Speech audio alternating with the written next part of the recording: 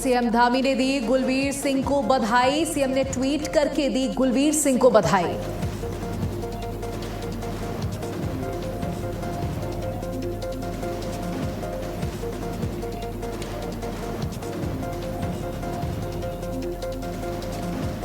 Cabinet मंत्री गणेश जोशी ने अतिवृष्टि से प्रभावित क्षेत्रों का किया निरीक्षण। बारिश से हुए नुकसान का लिया जायजा। स्थानीय लोगों से बातचीत कर जानी समस्याएं। संबंधित अधिकारियों को दिए आवश्यक दिशा निर्देश।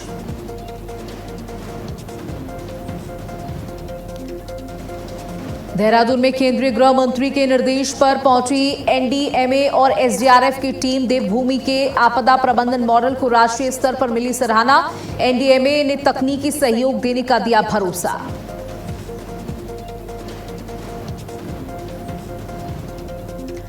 देहरादून में जनता समाधान दिवस में जिलाधिकारी डॉक्टर आशीष चौहान ने सुनी लोगों की शिकायतें। करीब 170 शिकायतों पर हुई सुनवाई।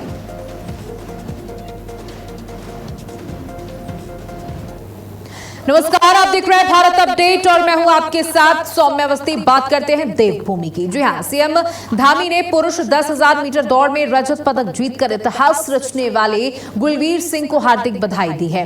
उनकी इस उपलब्धि को उन्होंने भारतीय एथलेटिक्स के लिए गर्व का क्षण बताया। गुलवीर सिंह के उज्जवल भविष्य हेतु उन्होंने शुभकामनाएं भी दी हैं। तो बता दें कि देश को लगातार पदक मिल रहे हैं और उसमें एक पदक गुलवीर सिंह ने भी देश को दिलवाया है, जिसको लेकर के सीएम पुष्कर सिंह धामी ने उन्हें सराहना दी। भारतीय एथलेटिक्स के लिए उन्होंने गर्व का क्षण इसे बताया। उनकी इस उपलब्धि को उन्होंने भारतीय एथलेटिक्स के लिए गर्व का क्षण बताया। गुलवीर सिंह के उज्जवल भविष्य के हेतु उन्होंने शुभकामनाएं भी दी। तो सीएम पुष्कर सिंह धामी ने ट्वीट करके उन्हें शुभकामनाएं दी है। पुरुष 10,000 मीटर दौड़ में रजत पदक यानी ब्रॉन्ज मेडल जीतकर इतिहास रचने वाले गुलवीर सिंह को पुष्कर सिंह धामी ने ढेर सारी शुभकामनाएं और बधाई दी। उनके उज्जवल भविष्य के लिए शुभकामनाएं भी दी। तो कॉमनवेल्थ गेम्स चल रहे हैं और भारत एक के बाद एक पदक जीत रहा है और गुलवीर सिंह ने पुरुष 10,000 मीटर दौड़ में रजत पदक जीता है, ब्रॉन्ज मेडल अपने नाम किया है और देश को गौरवान्वित किया है। तो उनकी इस उपलब्धि पर पूरा देश उन पर गर्व कर रहा है और यहां पर सीएम पुष्कर सिंह धामी ने ट्वीट करके उन्हें बधाई दी, शुभकामनाएं दी, उनके उज्जवल भविष्य की कामना भी की।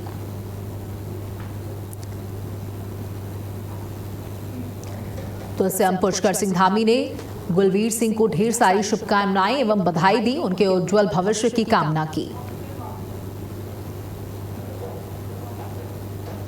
10,000 मीटर दौड़ में रजत पदक जीतकर देश का नाम रोशन करने वाले गुलवीर सिंह को सीएम पुष्कर सिंह धामी ने ढेर सारी बधाइयां दी, शुभकामनाएं दी। सीएम धामी ने दी गुलवीर सिंह को ढेर सारी शुभकामनाएं एवं बधाई।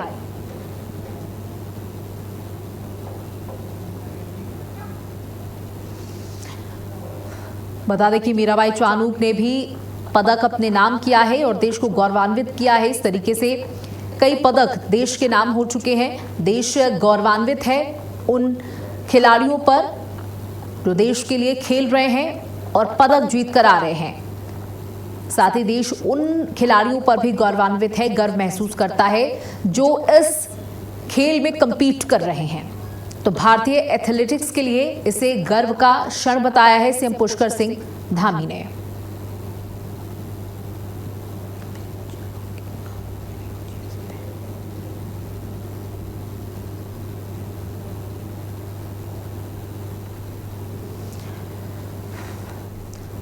तो सीएम पुष्कर सिंह धामी ने गुलवीर सिंह को ढेर सारी बधाई दी।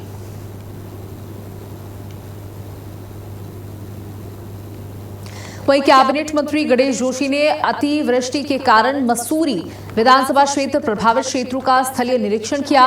उन्होंने बारिश से हुए नुकसान का जायजा भी लिया। उन्होंने स्थानीय लोगों से बातचीत कर उनकी समस्याओं की जानकारी ली। संबंधित अधिकारियों को आवश्यक दिशा निर्देश भी दिए। बरसाती नदी के कारण पुश्ते में हो रहे कटान पर अधिकारियों को तत्काल सुरक्षा उपाय सुनिश्चित करने को कहा। पुश्ते को सुरक्षित करने के लिए आवश्यक कार्रवाई करने के निर्देश भी दिए। अधिकारियों को प्रभावित क्षेत्रों में निगरानी करने को कहा। इस अवसर पर सुरेंद्र राणा, योगेश घाघट, जिला प्रशासन के अधिकारीगण उपस्थित रहे। देखिए, पूरे उत्तराखंड में जबरदस्त बारिश हो रही है और बारिश के चलते पहाड़ी इलाकों में भूस्खलन की स्थितियां पैदा हो रही हैं। तमाम अन्य समस्याएं देखने को मिल रही हैं। इसको लेकर के निरीक्षण किया जा रहा है, बारिश से हुए नुकसान का जायजा लिया जा रहा है। संबंधित अधिकारियों को यहां पर दिशा निर्देश भी दिए गए हैं। जहां पर ज्यादा बारिश हुई है वो क्षेत्र जो प्रभावित हुए हैं उनका निरीक्षण किया गया है और जो नुकसान हुआ है उसका आंकलन करने के साथ ही उसको जल्द दुरुस्त करने की सलाह दी गई है। संबंधित अधिकारियों को निर्देशित किया गया है मंत्री के द्वारा।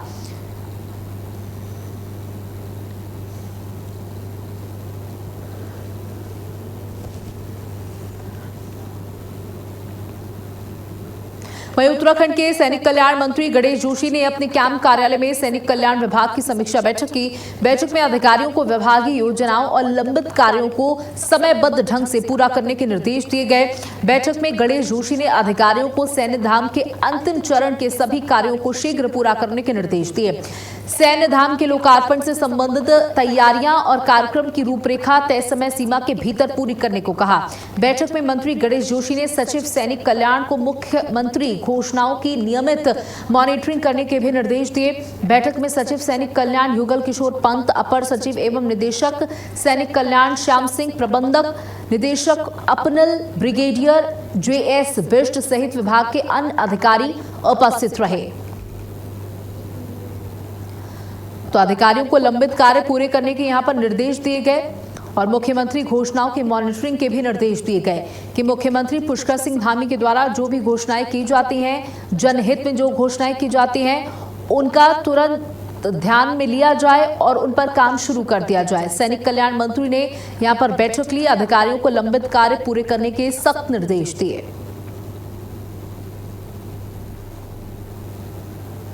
तो सैन्य धाम के सभी कार्यों को पूरा करने को यहां पर कहा। इस बैठक के दौरान तमाम दिशा निर्देश मंत्री के द्वारा दिए गए हैं। जिन रास्तों में स्थितियां खराब हो गई हैं, जो नुकसान हुआ है, अधिकारी उसका आंकलन करें और उस रास्ते को दुरुस्त किया जाए, उन समस्याओं को दूर किया जाए। इसी के साथ साथ तमाम और दिशा निर्देश यहां पर दिए गए हैं। इस बैठक में ये भी जानकारी दी गई, ये भी निर्देश दिए गए हैं कि मुख्यमंत्री के द्वारा जो योजनाओं की घोषणाएं की गई हैं उनको पूरा किया जाए।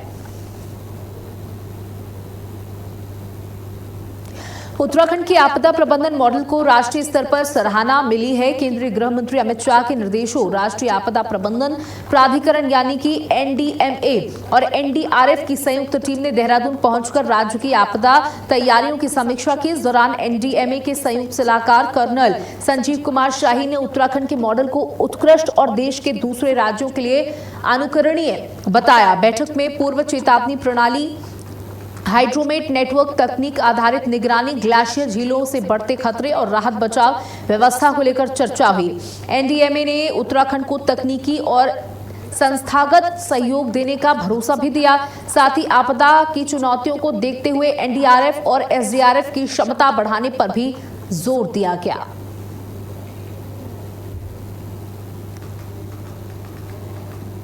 तो केंद्रीय गृह मंत्री के निर्देश पर बैठक हुई। NDMA के तकनीकी सहयोग देने का यहां पर भरोसा भी दर्शाया है।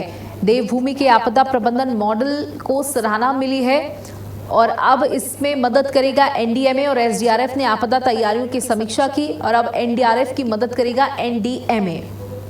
तो केंद्रीय गृह मंत्री के निर्देश पर टीम पहुंची है। NDMA ने तकनीकी सहयोग देने का भरोसा यहां पर दिलाया है। देखिए, जिस तरीके से बारिश हो रही है, पहाड़ों पर समस्याएं उत्पन्न हो रही हैं। कई बार ऐसी समस्या आती है जहां लोगों को SDRF, NDRF की टीमों की जरूरत पड़ती है और लगातार SDRF और NDRF की टीमें सराहनीय काम करती हैं और उस काम को और दुरुस्त किया जाए, उस काम को और बेहतर किया जाए, इसको लेकर तकनीकी मदद, तकनीकी सहयोग देने के लिए NDMA की टीम उत्तराखंड पहुंची और गृह मंत्री अमित शाह के निर्देश के बाद टीम उत्तराखंड पहुंची है और NDRF की जमकर सराहना की है।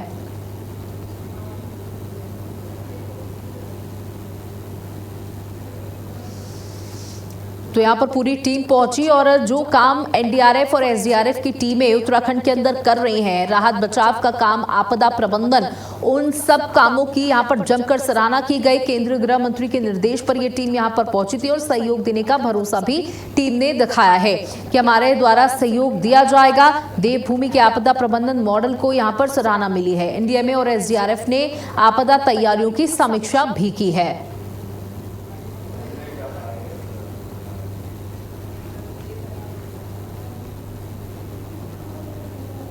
देहरादून में जनता की समस्याओं के समाधान के लिए आयोजित जनता समाधान दिवस में जिलाधिकारी डॉक्टर आशीष चौहान ने लोगों की शिकायतें सुनी।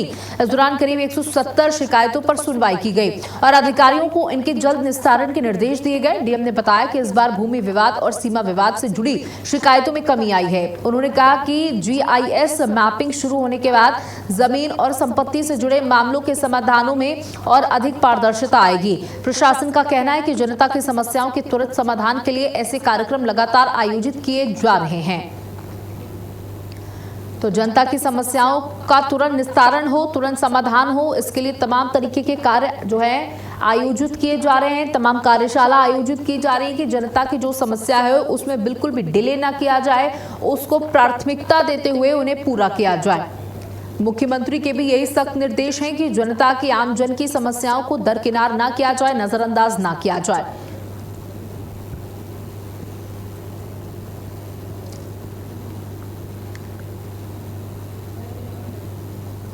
उत्तराखंड में उपनल कर्मियों और कर्मचारियों के प्रमोशन को लेकर मुख्य सचिव आनंद बर्दन ने सख्त निर्देश दिए। सचिवालय में हुई इस सचिव समिति की बैठक में उन्होंने सभी विभाग अध्यक्षों को 3 दिन के भीतर उपनल कर्मियों के साथ अनुबंध पूरा कराने के आदेश दिए। ऐसा नहीं होने पर विभागाध्यक्षों के खिलाफ प्रतिकूल प्रवृत्ति की चेतावनी भी दी गई है। बैठक में कर्मचारियों के प्रमोशन एसीआर की प्रक्रिया समयबद्ध तरीके से पूरी करने पर भी जोर दिया गया।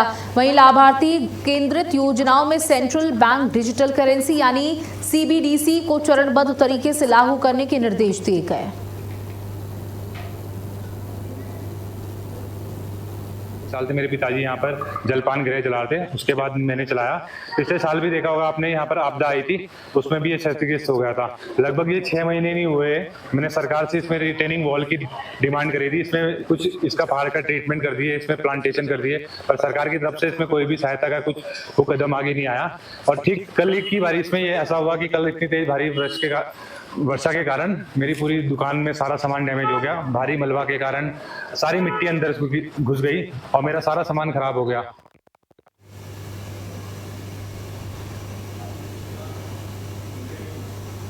वहीं मसूरी में बारिश एक बार फिर आफत बनकर बरसी है। मूसलाधार बारिश के चलते मसूरी देहरादून मार्ग पर कोलीखेत के पास भारी भूस्खलन हुआ। सड़क पर मलबा और बोल्डर आने से करीब 1 घंटे तक यातायात बाधित रहा।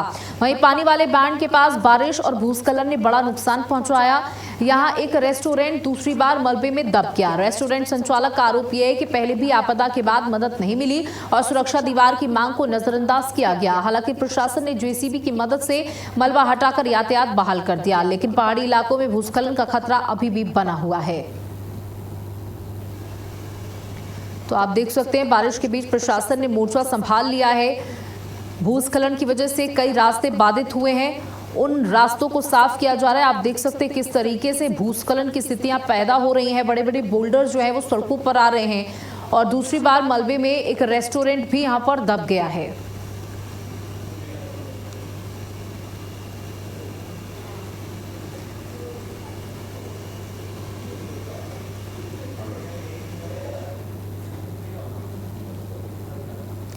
तो भूस्खलन से सड़क पर रास्ता बंद हो गया, दूसरी बार मलबे में एक रेस्टोरेंट भी दब गया है। आपको बता दें कि मसूरी जो क्वीन ऑफ हिल्स कही जाती है, यहाँ पर बड़ी संख्या में सैलानी आते हैं घूमने फिरने के लिए और जब बारिश का मौसम होता है तो बहुत सुहावना मौसम यहाँ पर हो जाता है। जब बारिश होती है तो मौसम बहुत सुहावना हो जाता है, इसलिए सैलानियों की संख्या जरूर बढ़ जाती है, लेकिन खतरा भी उतना ही बढ़ जाता है। आप तस्वीरों में देख सकते हैं कि अगर यहाँ पर कोई व्यक्ति होता, कोई कार होती तो उसकी क्या कुछ स्थिति होती।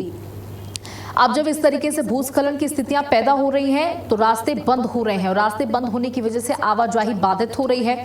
जो रोजमर्रा के लोग हैं, जो आम लोग हैं, वहां पर रहने वाले स्थानीय हैं, उनको रोजाना इस तरीके के समस्याओं का से सामना करना पड़ता है और इन रास्तों का इस्तेमाल करना होता है। इसलिए मोर्चा संभाला है प्रशासन ने, इन रास्तों को क्लियर किया जा रहा है। यातायात थम गया, इसकी वजह से इन रास्तों को क्लियर किया जा रहा है। यहाँ पर आपदा आई थी, उसमें भी ये क्षतिग्रस्त हो गया था। लगभग ये 6 महीने नहीं हुए, मैंने सरकार से इसमें रिटेनिंग वॉल की डिमांड करी थी। इसमें कुछ इसका पहाड़ का ट्रीटमेंट कर दिए, इसमें प्लांटेशन कर दिए, पर सरकार की तरफ से इसमें कोई भी सहायता का कुछ वो कदम आगे नहीं आया। और ठीक कल की बारिश में ये ऐसा हुआ कि कल इतनी तेज भारी वर्षा के कारण मेरी पूरी दुकान में सारा सामान डैमेज हो गया। भारी मलबा के कारण सारी मिट्टी अंदर घुस गई और मेरा सारा सामान खराब हो गया।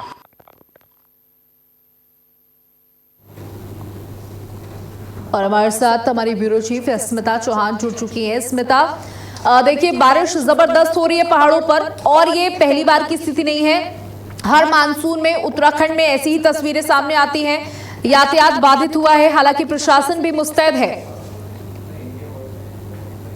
कि ये पहली बार नहीं है और ये स्थितियां पहली बार नहीं बनी है। हर साल जब भी बारिश आती है वहां पर यही स्थितियां देखने को मिलती है, क्योंकि पहाड़ी क्षेत्र है और पहाड़ जो है वो कमजोर है। यहाँ के पहाड़ों में पत्थर उतना नहीं है जितना हम अन्य राज्यों में देखते हैं, जहाँ पठार हम जाते हैं। ये उत्तराखंड है और यहाँ के जो पहाड़ है वो थोड़े नाजुक है। जब बारिश आती है तो अमूमन यही स्थिति देखने को मिलती है, क्योंकि प्राकृतिक आपदा कहलाई जा सकती है। हम बारिश को नहीं रोक सकते और कब एक छोटी सी बारिश जो है वो भयावह रूप ले ले, और यही स्थिति जो है वो एक बार फिर देखने को मिली है, जहाँ पर मसूरी में पानी बैंक के पास जो है मलबा आता है और रास्ता ब्लॉक हो जाता है। वहीं कोलू खेत की बात करें तो वहां भी इसी तरह की स्थिति होती है। तेज बारिश के चलते जो मलबा है वो सड़कों पर आ जाता है, जिससे यातायात पूरी तरह से बाधित हो जाता है। हालांकि प्रशासन इसको लेकर पूरी तरह से चाक चौबंद है और इसके लिए मॉक ड्रिल भी की गई थी कि प्रशासन आखिर जो तैयारियां की गई हैं वो कितनी मुस्तैद है। इसका निरीक्षण खुद मुख्यमंत्री ने किया था। अच्छी बात ये रही कि जब ये स्थिति हुई तो प्रशासन ने तुरंत ही वहां पर कार्यवाही शुरू कर दी। जो मलबा था उसे हटाने के लिए जेसीबी लगा दी और रास्ता जो है वो 1 घंटे के अंदर जो है जो बाधित था उसे साफ कर दिया गया और उसे सुचारू रूप से चालू कर दिया गया। हम ये कह सकते हैं, लेकिन ये आपदाएं हैं, इन्हें रोका नहीं जा सकता। हालांकि प्रशासन अपनी तरफ से पूरी कोशिश कर रहा है। जी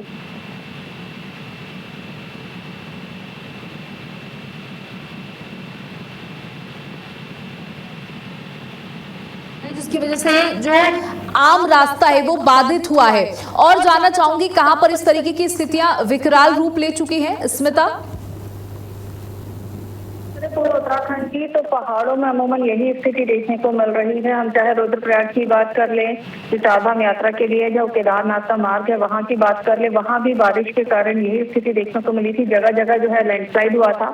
हालांकि रास्ता जो बाधित हुआ था उसे सुचारू कर दिया गया। इसके अलावा अगर हम बात करें बद्रीनाथ धाम की, तो वहां का जो रूट है वहां पर भी कंचनाला के पास में यही स्थिति देखने को मिली थी, जहाँ पर आज सुबह भी जो है रास्ता बाधित हुआ था। हालांकि प्रशासन ने मुस्तैदी दिखाते हुए जो है वहां पर जेसीबी से मलबा हटाया, रास्ता जो है उसे सुचारू किया गया। आपको ये भी बता दें कि अभी 2 दिन का प्रदेश में अलर्ट जारी किया गया है, येलो अलर्ट जारी किया गया था, जो 28 से 29 तारीख तक था। यहाँ पर भारी से तेज भारी बारिश की जो संभावनाएं थी वो बताई गई थी, जिसको लेकर प्रशासन ने जो है अपना गाइडलाइन जारी कर दी थी और नोटिफिकेशन भी जारी कर दिया था कि जो यात्री हैं वो इस वक्त जो है यात्रा ना करें। यात्रा को भी 2 दिनों के लिए अस्थायी रूप से बंद कर दिया गया था। जब मौसम खुलेगा तो यात्रा को सुचारू कर दिया जाएगा। वहीं कल से कावड़ भी शुरू हो रहा है, तो प्रशासन की जो तैयारियां हैं वो पूरी तरह से चाक चौबंद है। प्रदेश में जहां भी इस तरह से बाधित हो रहा है वहां पर रास्ते को खोल दिया जा रहा है। जी बिल्कुल, बहुत बहुत शुक्रिया स्मिता हमारे साथ जुड़ने के लिए, जानकारियां साझा करने के लिए।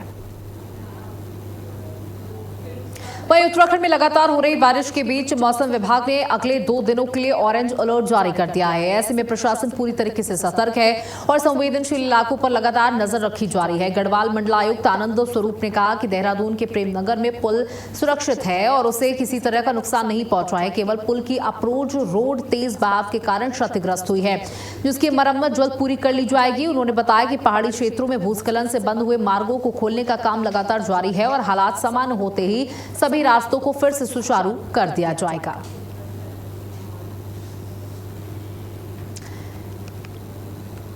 तो देखिए, मार्गों को खोलने का काम लगातार जारी है। हालात सामान्य होते ही सभी रास्तों को फिर से सुचारू कर दिया जाएगा और रास्तों को क्लियर करने की कवायद शुरू हो चुकी है। देखिए, एक तरफ चारधाम यात्रा जारी है। बाबा केदार के दर्शन के लिए बड़ी संख्या में श्रद्धालु पहुंच रहे हैं, लेकिन मौसम भी है जो लगातार करवट ले रहा है। कांवड़ यात्रा की भी शुरुआत हो चुकी है। बड़ी संख्या में कांवड़िए जो हैं वो उत्तराखंड पहुंच रहे हैं।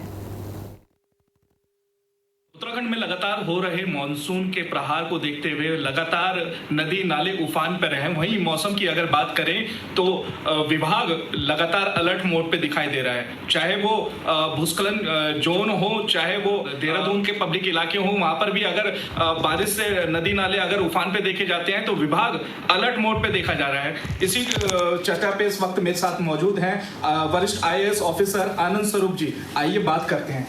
सर, नदी नाले इस समय उफान पे है, मौसम जो है अपना करवट बदल चुका है। वहीं अगर आज की भी बात करें तो आज भी प्रेम नगर क्षेत्र में पुल को भी यातायात की समस्या सामने आई है। वहीं नदी नाले उफान पे देखे गए हैं। सर, क्या कुछ कहेंगे? देखिए, बारिश का समय है और इस समय बारिश आ रही है और अच्छी बारिश हो रही है। 2 दिन का ऑरेंज अलर्ट भी है, जैसा आप सभी जानते हैं, और इस दौरान भारी बारिश होने की संभावना है।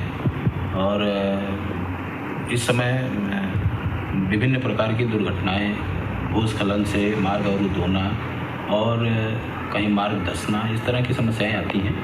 उसको हम लोग तत्काल निराकरण करने के लिए संबंधित विभाग जो है तैयार है, अलर्ट मोड पर है। जैसा प्रेम नगर के बारे में आप लोगों ने बताया, तो उसमें पुल का कहीं कोई क्षति नहीं है।